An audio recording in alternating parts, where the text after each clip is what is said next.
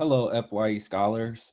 So today we're briefly going to be talking about your weekly schedule, specifically what that looks like in college.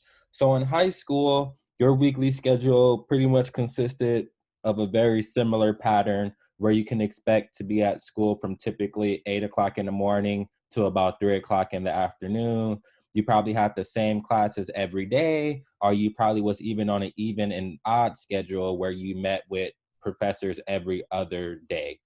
So transitioning to being in college, your schedule will look a lot different, whereas you don't really have that same schedule every year where you can expect to be in school from 8 a.m. to 3 p.m. In fact, most college students spend less time in the classroom. However, they spend a lot more time to their studies. So although you may not have to be in school necessarily from 8 a.m. to 3 p.m. Monday through Friday, you still need to make a lot of time for your studies. So here you can see where we have a college schedule, and you can see that they have different classes every other day.